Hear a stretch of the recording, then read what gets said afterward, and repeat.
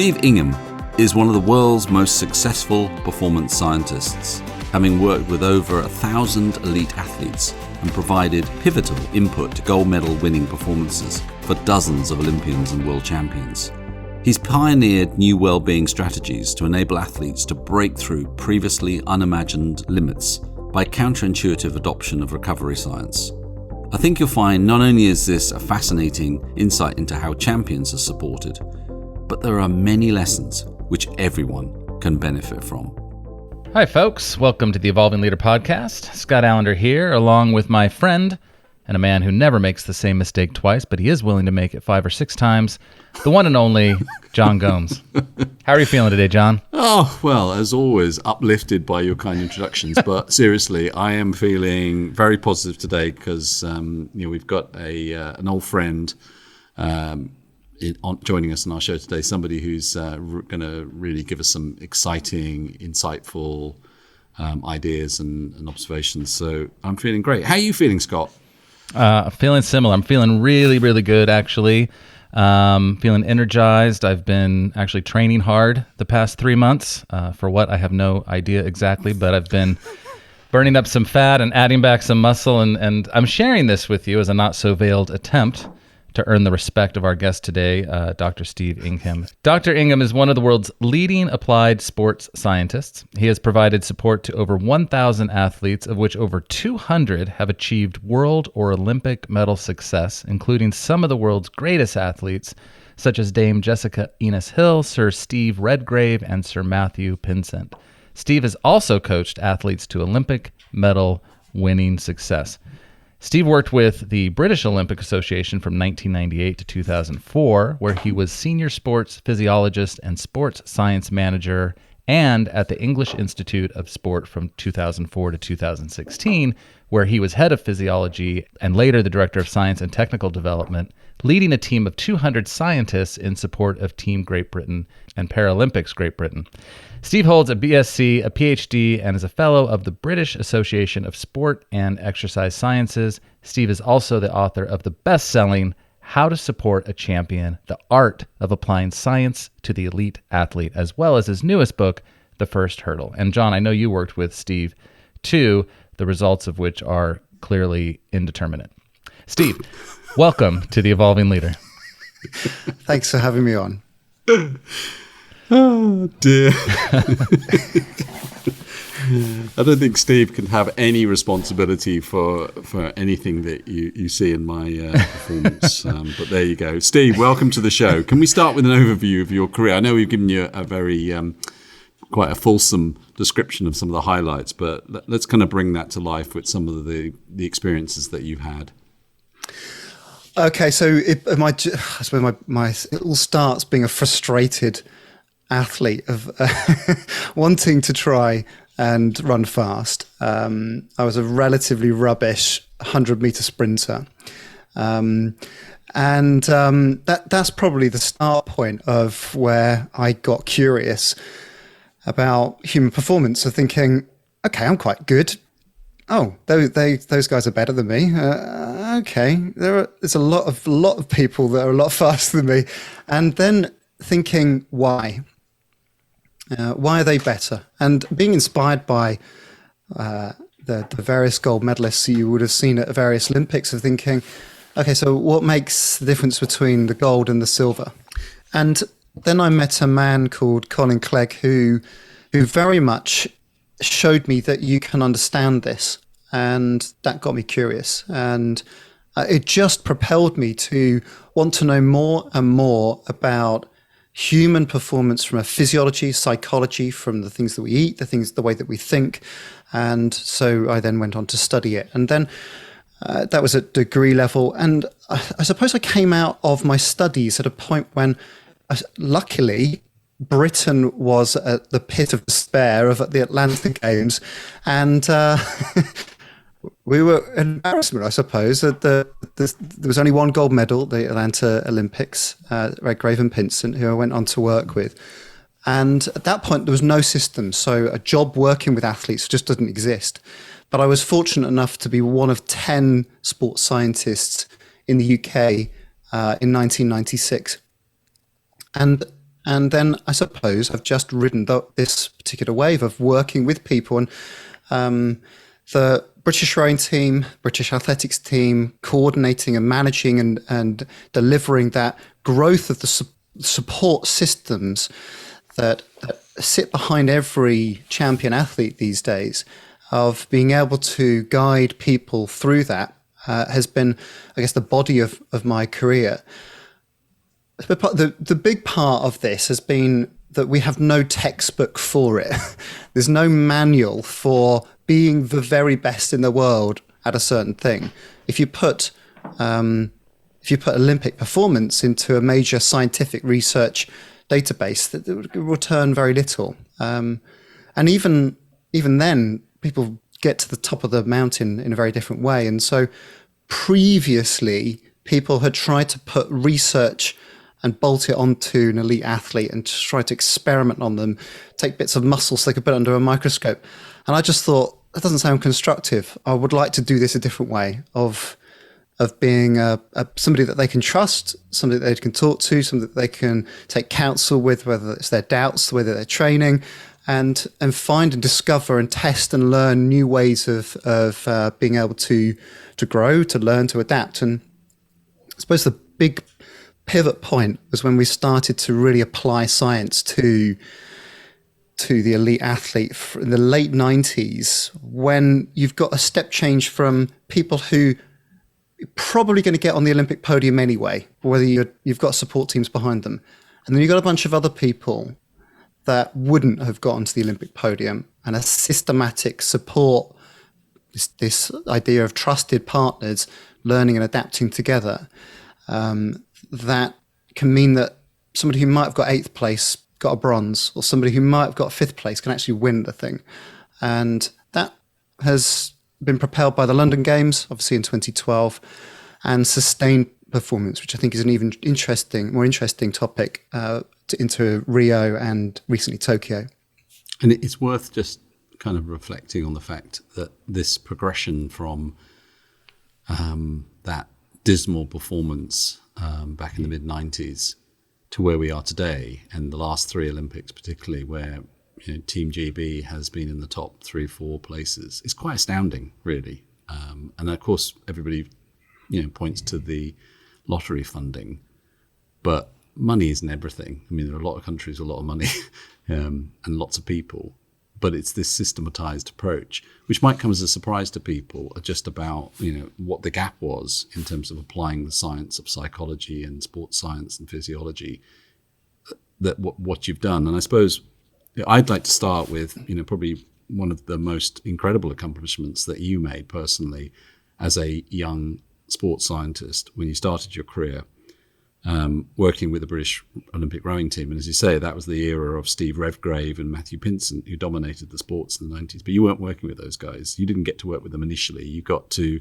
work with the also-rans, the people that stood no chance of potentially, because their best placing in international competition, as I recall, up to that point, had been last place consistently. And you had 18 months to do something about it. Can you tell us what happened and how you did it? Yeah, I think that there are 2 stories there within the British rowing team. Is that you got on the juggernaut with Redgrave and Pinsent, and you didn't make a mistake. That was one version. You just did a great job in the background. It wasn't really until late on in that phase with Redgrave and Pinsent did they turn around and say, "What do you think?" It was 2 years of real bedded trust, but they were going to win. They were going to win whether I was there or not. And that's one side of it. But they had what I would call the hardware, the lung size, the lever length, the physiological gift, as well as probably hardwired in a mindset that was going to knock everything out of the way to make sure that they won. And that's not for everybody now. You've probably got a much more nuanced, individualized approach for a lot of athletes. And one of the examples in the late 90s was the men's 8 crew. It's actually become relatively well known now under the saying, "Will it make the boat go faster?" And that was started really by a man called Martin McElroy, who was the coach. And it was his responsibility to try and pull together what was the leftovers in the nicest possible way. The bottom rung, the group at the bottom, the men's 8 were going to be put together with the low end of the world-class program. So they were still outstanding athletes, but they weren't necessarily the top boats. And so you had people in the boat, Ben Hunt Davis, who's very well connected with that particular story, Lewis Attrell, Kieran West, Steve Trapmore, who now is a coach for the British rowing team. And you'd look at their physiology and just think, they're not going to win. They're not going to win. But they were doing things that were optimized for Redgrave and Pinsent. They were doing training regimes. They were living, breathing a regime that wasn't suited to them. So what Martin, the coach, really set out to do was pull together a team to say, we are going to do whatever we can to try and have the best shot at winning. And what does that mean for your bit? So he had a very clear purpose of, we want to go and on a journey to see how far we can go with this crew. And so what that meant was that I had to park my pet projects, the sorts of things that I thought I might be able to land a scientific idea into their regime. And I had to think fundamentally about what they were training, what intensity they were doing, how they were resting, how they were recovering. And so then we started to reverse engineer and design a program of training and thinking and eating that gave them the best chance of adapting. And that's the key. They weren't in the place where they're on a par with an Olympic champion, but they had to improve and adapt at a rate that we hadn't seen before. So what did that mean for them, for example? The old regime was Redgrave and Pinsent would go out on the water at 7 o'clock in the morning. They'd come back, have a quick breakfast. They would do some weight training. They would have another breakfast. Then they would go on the rowing machines and they would have lunch. And then they'd go and play golf or meet with sponsors or do work. Scott likes the breakfast and golf part of that. Yeah. Be careful. Yeah. Don't hang around with 16 stone. I'm halfway there. Don't hang around with 16 stone athletes who are burning 6,000 calories a day. You need an elasticated waistband for that. What we had to do with these less physical specimens, if you like, was train in the morning, optimal nutrition, planned rest and recovery, optimizing that. So they had to mean that they were super organized and on it. Then back on the water, middle of the day with optimized nutrition around that, some mental skills training in the afternoon, and then late session in the evening to maximize rest during the day to give them the chance to adapt. That's just an example. And they got some relatively quick results with that, where people who were bludgeoning at trying to improve their physical capability or their mental skills weren't in the right place, suddenly it started to escalate. And they went from 7th place at the World Championships to 2nd place within a year. And then a wonderful moment on the lake in Penrith in Sydney to actually clinch the Olympic gold medal against all the odds. In 18 months. Yeah. So what led you, because that wasn't happening, as you say, at the time, the rest and renewal piece. So what led you to underpin your approach with that focus? And as I understand, I think that was a real advantage that for Jessica Ennis-Hill and her story. Can you tell us about that? Well, and that's another example of where a constraints-led innovation effectively is what we're working with here. So Jess was the face of the Games in London 2012. For anyone who doesn't know Jess, any non-Brits that might not know. Face of the Olympics, heptathlete, 7 events, and 6 of those events are power events, over within 30 seconds. Some of them over in the blink of an eye. So generally, the ones that do really well are power-based athletes. And then you've got this thing at the end, the 800 meters. So for the decathletes, they sort of trudge round, and it's quite painful to watch the dinosaur heart-sized humans trudging 1,500 meters. For the ladies, it's the 800 meters. And then we got this start to see this shift on a global level where it was deciding the event. So it wasn't just a nice to have at the end. It was actually something you could lose or win on. And so with physiology, it works this way, where if you train for one characteristic, such as strength, then you actually get physically worse in another area called endurance. If you bulk up with in terms of muscle, that's not good for doing a marathon, for example. Equally, if you do lots of endurance training, you wither away the muscle in the nicest possible way, but you make your system much leaner and meaner because you've got to transport it over a longer distance. So you can't be super strong. So for heptathlete, you can't be super powerful and have endurance. So we had to try and work out a way of starting with that. And so we actually started with some of thinking about the event itself. 2 days worth of effort in the Olympic Stadium. And I asked a question, and often a lot of the innovation comes from asking good questions of what's it like to do an Olympic heptathlon? And Jess turned around and said, well, okay, obviously you've got to think about all the different events, but it's a bit of a drudge. I said, that's interesting. A drudge? What do you mean? She said, you've got to carry your bags about, you've got to make sure you've got different shoes for every event, you've got to try and get rest in the bowels of the stadium, which is not optimal. You've got to try and rest and recover and eat at the right time, hanging around between events. And so I said, that's interesting. So it could be that you get to the 800 meters, the final event, and you're standing on the start line and you're tired, not just because of the sport bit, but because of the event. He said, I think so. I said, okay, so could we design a program that gets you to the start line of the final event where you're fresher than any other girl on the start line? And suddenly her eyes just lit up. I would love that. And so actually we were dealing with something that's relatively high risk in terms of playing around with an Olympic program, Olympic strategy, but it's high return.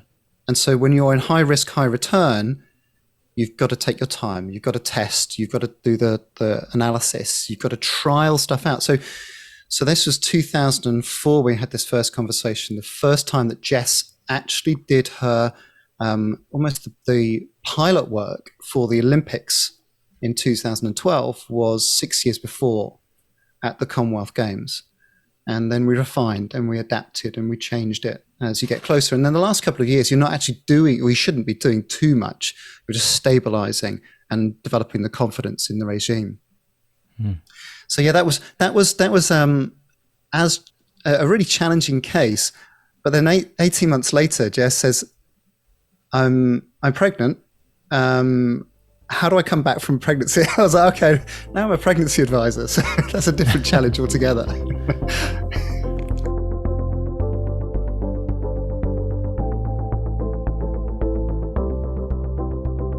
But I remember talking to you, and it was 7 or 8 years ago, about one very small part of this this renewal approach that you took, where you had kind of studied, and because of the constraint, and the fact that the coach wouldn't let you kind of change an awful lot of things, you had to find really intelligent, smart ways of being able to create that objective or create that goal without meddling too much. And I remember you saying that you had noticed that if you brought her own pillow with her, she got just a few more minutes sleep every day. It was that kind of marginal gains thing that you had to figure out loads of those that then accumulated into giving the advantage. Yeah, and I think there's a good example here where I would put an idea forward and they would say no, and again and again and again, and that really helps me start to get in touch with the demands that they're under. So taking the lesson from the men's 8 back in the 90s, one of the big things that we did with Jess was just separate out some of the training, so she had more rest and recovery. But one example was I would just ask questions, and I said, "Well, how do you warm up for each of the 10 sessions you do per week?" And they said, "Well, we just jog around the track and just have a chat together." So, okay, that's interesting. Well, there's 6 minutes of jogging there. But you do that 10 times per week. Could we manipulate or change that 6 minutes of jogging? And they said, well, okay, well, what's your idea? And I put Jess through a full laboratory-based physiological test to find the level at which it could just provoke her physiology, her training. That everyone will probably get to know this level where it's an exercise intensity that just starts to shut everyone up. Everything goes a bit quiet. It's starting to pinch a bit. And get Jess to do her 6-minute warm-ups at that level. And they said, well, is that really going to work? And I said, I don't know, but I haven't got any other choice. So why don't we test it? Because we've got time. We've got time to see whether a small aspect of one of the events, we could nudge it along in an innovative way. It's proportionate to the overall goal. And it means that we know that you're not going to reduce the level of her high jump or her hurdles. And so this is context specific and big goal specific, rather than me just saying, well, I can turn you into a world-class 800-meter runner, but it'll sit at the expense of the other departments, if you like. But when I talk to other science researchers in sport, and they'll say 6 minutes, that doesn't do anything. I said, well, the applied reasoning behind it has to make sense, and we've got evidence over 24-month period that it nudges it along as you go. And so, like I say, you would never see that in a textbook. You'd never see that documented as an intervention that can improve your endurance fitness. But with very little alternative, that's something that applied. And one of the ideas that actually flew. Yeah. I'd like to just try and take this in a slightly different direction for a couple of minutes in terms of how these ideas or what you've learned here could be relevant to our listeners. Because I think particularly high achievers in any field tend to write off the idea of marginal gains, small things like that, because they don't feel in the moment that they make a difference. And what you're saying is, no, that they actually have a cumulative effect that over a period of time leads to a very significant advantage. And what I think is helpful with that is that, all the people that are listening here are time poor. Everybody is that's trying to do, significant work. So rather than trying to make some grand gesture, trying to find smart ways of doing what you're doing, which is hacking stuff to find how you get that cumulative effect. Can you give us some thoughts about how we might do that, from the things that you've learned that apply, ideas that might apply to the average person rather than athletes? Just to step back a little bit from marginal gains, as a term, it's originated from cycling, British cycling, and it's worth just noting why it came up. That they were very keen on developing athletes that could drive the pedal crank very hard or for a sustained period of time, and really interested in reducing aerodynamic drag. Those two things. And those effectively are the massive gains areas. And if it didn't map to one of those, it didn't really get talked about. And so you can only really get marginal and into some of the detail if you're very clear on the massive gains, the areas that are the super priority, and be very, very disciplined in making sure that you're removing work that isn't distracting or isn't pulling you away from those key priority areas.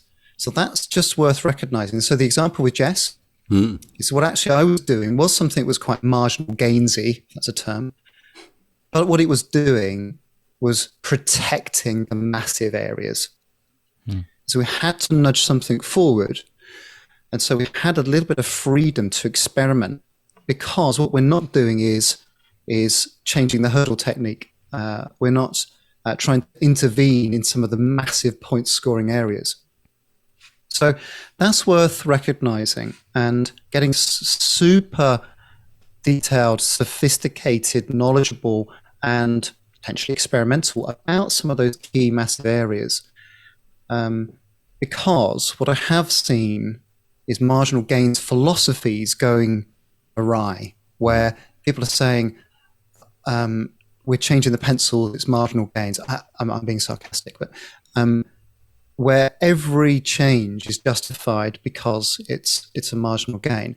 And the schemes of work firing off left, right, and center mean that you're now not necessarily benefiting, because you're trying to manage hundreds of projects and you're probably doing it really badly, as opposed to what's the one thing that's really going to lever big performance and change, some of which we talked about, rest and recovery.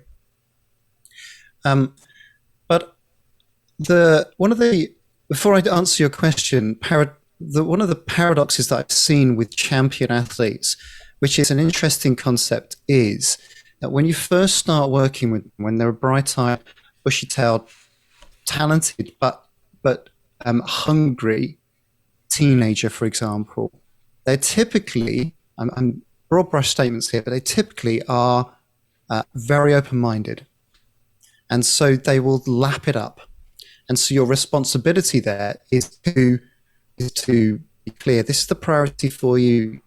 This is what you need to be doing. It's a great time to get good habits in, sleeping habits, nutrition habits in. When somebody wins something, or when they start to become that high achiever, what we do see typically is a discerning view of what they should include in their program. So what might have got you to European champion might not get you to world champion, but because you became European champion, you're now crystallizing that regime, and that order and structure of the things that got you there aren't necessarily what's going to get you further. Mm-hmm. And again, world champion or serial Olympic gold medalist, well, I'll just do what I did before, but competitors change, you age, the stimulus that's going to provoke your adaptation, your fitness will shift.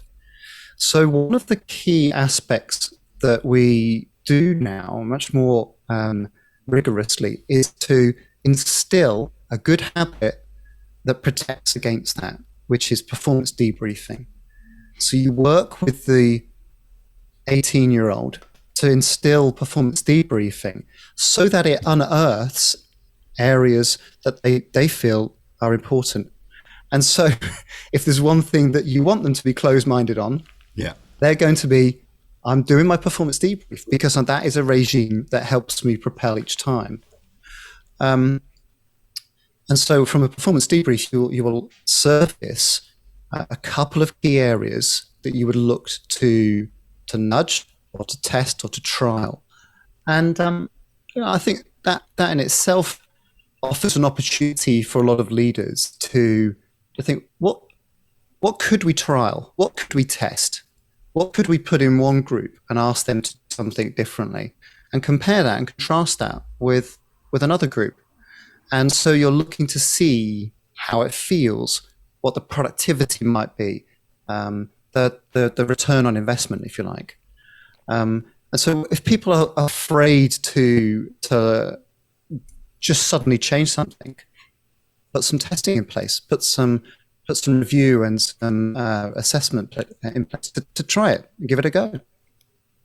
So let's stay with us in the organizational context and the work that you do with leaders as you apply these sort of systematic scientific approaches with sort of deep diving into the human needs and motivations of people in the organization in order to unveil and challenge businesses to think differently about how they deliver personal and organizational performance.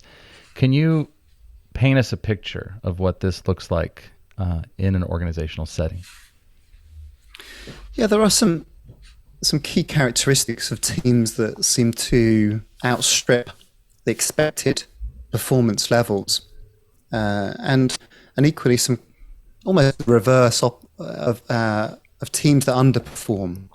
And typically, when we've looked at the performance, when you start to sort of take medals out of it, you look at how productive that team has been, what's the quality of the progress that they're making, then it's very rare that it's individual characteristics. It's just a star performer. It's very rare that it's intellect. And one of the performance directors, household name performance director, said to me after the Beijing Olympics, which came back covered in gold medals, super successful, fourth on the medal table, which was the target for the London Games 4 years later, and said, okay, we've got a bunch of people here, scientists, that they know their stuff, they don't know how to work with people. And so that's what we need. And it would have been really lovely if I could have said, well, we could just change the protocols we're using, the therapy methods, the way that people are eating, are designing diet plans. But it was all about communication. It was all about trust. It was all about empathy. And these areas that again, to quote the performance director at the time, I would take 20% less IQ for just a 10% improvement in EQ.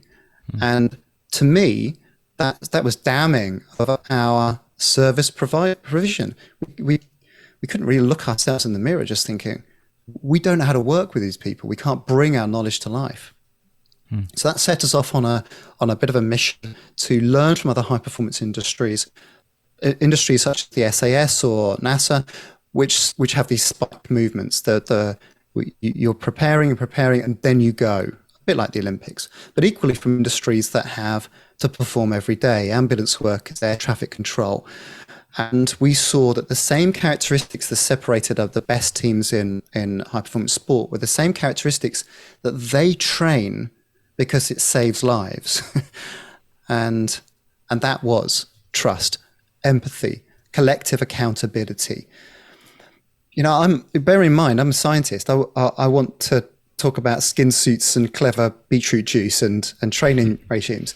But now I'm thinking empathy is a unit of performance. And if we don't culture empathy within teams, if we don't start to understand how we do that, then we are leaving performance on the table. It means that we're ignoring that area, and so shift to that space.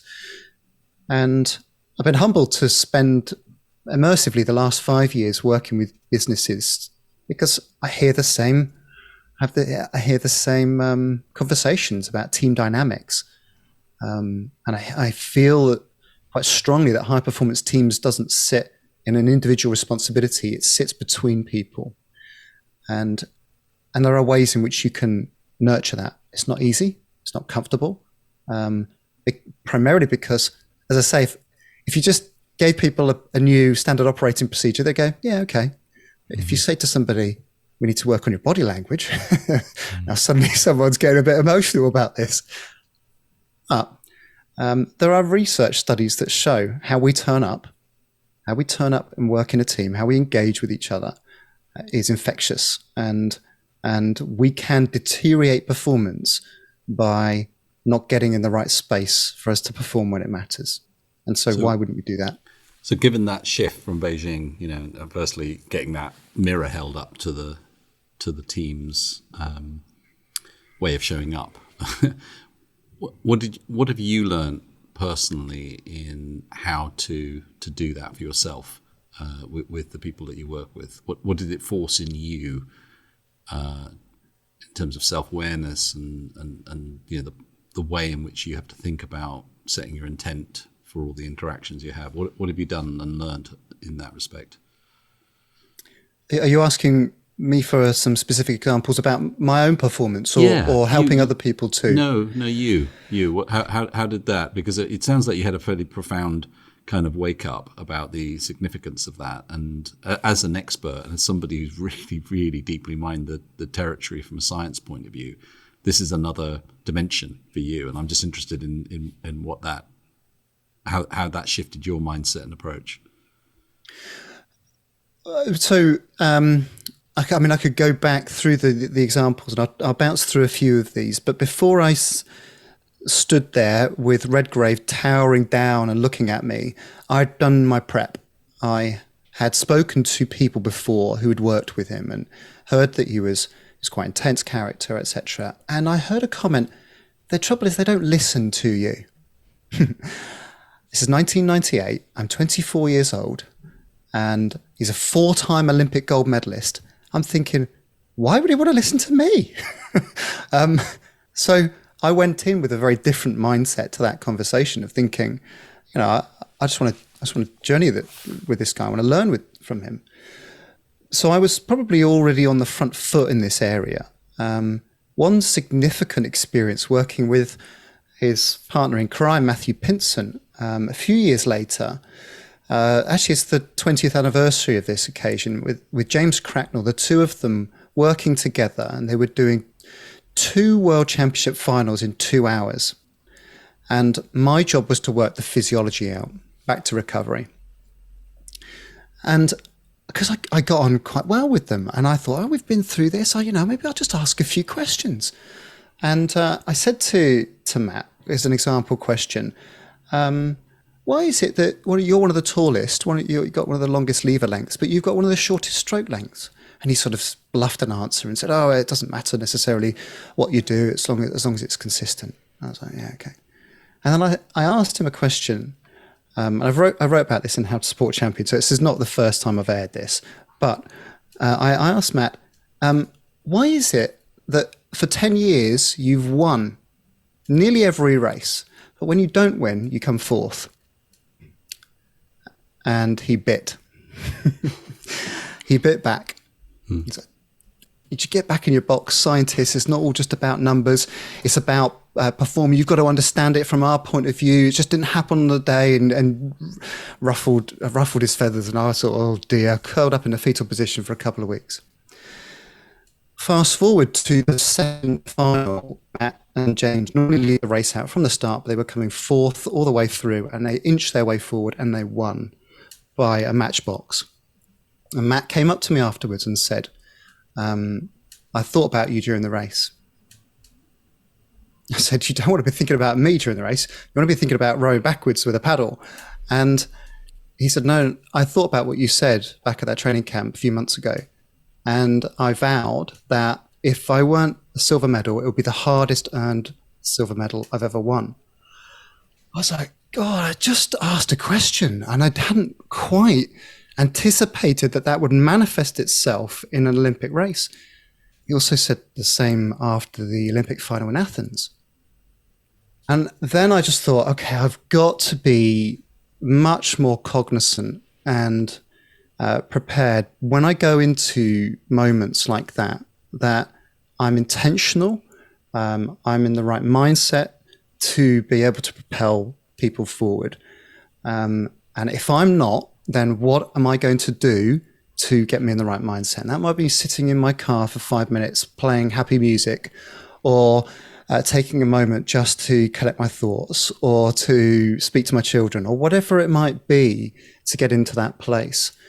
And we have this idea of a simple single mantra or embodied image that you think about when you want to perform at your best. And that could be a sales pitch. That could be the Olympic final.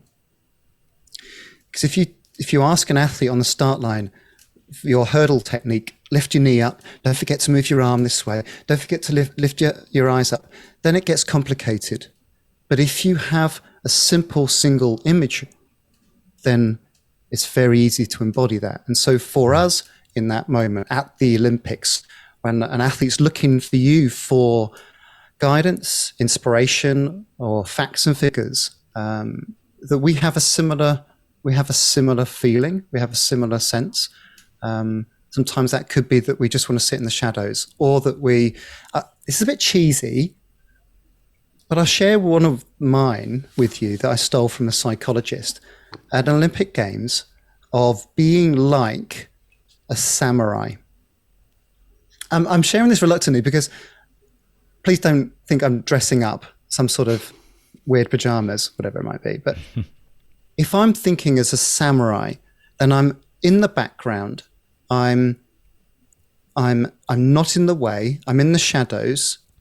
But if I need to act, I step forward and I act decisively, and then I step back. That was one example of an image that, in the moment for me, really helps me. If you're new to the Evolving Leader podcast, please subscribe to us on your favorite platform. We have many more thought-provoking and inspiring guests coming up this season that you won't want to miss. And if you're on Apple Podcasts, please leave us a review. Thanks for listening. Could we come back to the rest and renewal and recovery piece? Because so many leaders, they wear burnout almost as a badge of honor, as evidence that, they're working really hard and doing all the right things. And sometimes when they get asked, how do you do it all even, they say, well, I don't sleep, right? And then it just feels like an implosion waiting to happen. So applying what you've applied to the athlete experience for their performance, what might be some practical advice you could give to a leader who's listening right now for their own recovery? We have a habit of doing this in sports performance teams. So not the non-athlete groups, the coaches, first in the car park, last to leave. And this is not, it is very present in sports performance, even though the thinking of overtraining an athlete, of simply you are not getting return from your work now, means that you have to review your practice. There's with athletes, I think there's a parallel that I think is useful, where a bit of work will get you fitter, a bit more work will get you fitter still.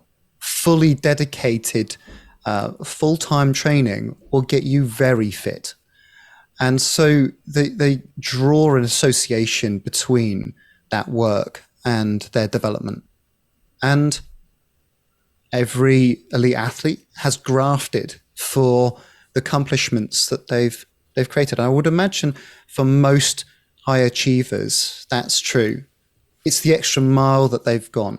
It's the discretionary effort. It's the fact that when they were off task, they were thinking about an idea. They might have been texting somebody to say, what about this? And then that led to a breakthrough. And so you get this reinforcement. What I hear and see in executive teams is that it's not necessarily the graft, it's the quality of the decision making that is key. And so for an athlete, it's not necessarily the 100 hours that they're putting in each month. It's more to do with how they're delivering some of the top race pace sessions, if you like, to draw the parallel.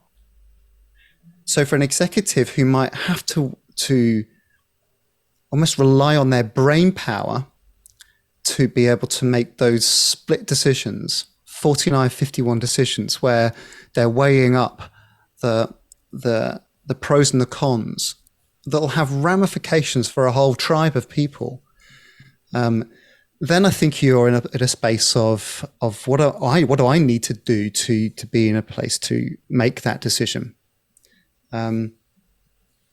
So what I see typically, and this is how I would approach the problem, is getting a handle on when those decisions start to deteriorate. Now, typically, for what we know for some of the brain-based sports, is that you would start to chop up some of the practice and the training.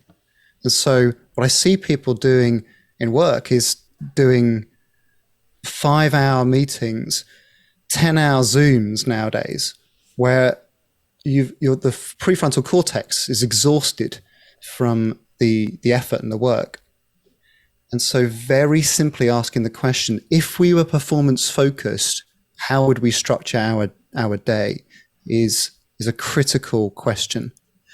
I think we could get into sleep. I'll put that one as an area that is worth perhaps exploring. But two key areas that I think are, sleep included, that are accumulative.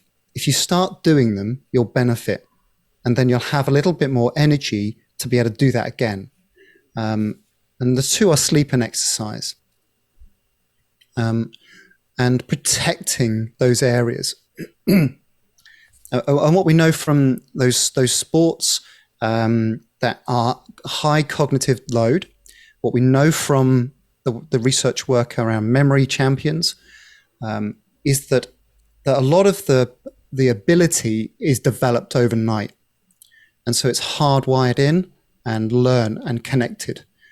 And so if you're depriving that, then you're doing effectively what our rowers were doing previously, where they're not recovering, they're not allowing the adaptation to occur. So Mihai Csikszentmihalyi has done a lot of work in this area, where you've got your immersion in the work. That's the hard work. That's the training. That's the meeting. You've then got incubation. Excuse me. Your incubation, where you've got time off task to let it manifest for a physical adaptation, as you're building new proteins, building new muscle. And then you've got inspiration, where effectively you've got adaptation and you've got that improvement. You've got the hardwired cognitive skill in place. And it's an area that I think everyone will be familiar with, but using exercise to enhance your day is something that I just don't see people doing nearly enough of. When it's actually either providing a break, it's setting you up for stress management during the day, or it's resetting from a stressful day too, where it's just huge capability improvement that you would do if you were performance focused. As we come to the end of our time, I'm really interested in your thoughts about the future. And, because you're also research based, you must be seeing an awful lot of things in neuroscience, in the affective sciences, interoception, a whole bunch of areas that are all converging. What do you think the next kind of set frontiers are for performance development? What are we going to be hearing about and seeing in the coming years? There's certainly the areas of neuroscience and understanding how we perform is an untapped area. The plasticity of the brain, I think, is only really just starting to come into the realization. In the same way that if we lift heavy weights, the plasticity of our muscle is high. If we are allowing and creating conditions for optimal learning, then we're seeing big changes in brain center development. A good example that is relatively well known, but I think it's underappreciated because it's not as tangible, is meditative active work. For example, meditation will develop a certain aspect of the brain, and you will literally have more grey matter in that part of the brain. In the same way that London taxi drivers have their brain scanned and can see geographical location-based centers of the brain has developed, we can see that your ability to focus, again, has developed from meditative action. So I think as we're starting to understand how our brains adapt over time, the possibilities of human performance, I think, start to look very different. And probably will start to move on a par with the physical training aspect. And part of that will be us knocking down barriers around mental health. That if I'm ill, and we're all very aware of viral illnesses at the moment, if I'm ill and I go into the office, I'm an unsociable person to have around. People are saying, you shouldn't be here for us, but also for you. And I think that given that we are cyclical animals, we have highs and lows, we have this nature of have periods of on and off, that we'll recognize and understand that when perhaps our mood might drop, then we need to be more supportive of that. People will go through phases and transitions through life. But if we're thinking about doing this well, we're thinking about creating good, healthy, sustainable performance environments, that's how we'll look after our people. I love that. Makes a lot of sense. Steve, thank you so much for joining us today. This has been incredibly insightful. My pleasure. Yeah, Steve, I knew it would be great. We could probably have another show with you at some time in the future, and maybe bring some athletes along into the conversation, which could be fun. Ones that have sworn at you a lot, no doubt. Yeah, there's a few of those. Yeah, but blood, sweat, and tears. All of those of which I can put in an analyzer. Excellent. Well, it's lovely to see you, and continued success in supporting champions, because it's very exciting work you're doing, and I know you've made huge progress, both in the sports world, but also now increasingly in the business world as well, in terms of taking those ideas. So, thank you so much for your time today, and hopefully we'll see you in the future. Great to connect. Thanks, guys. Until next time, the world is evolving. Are you?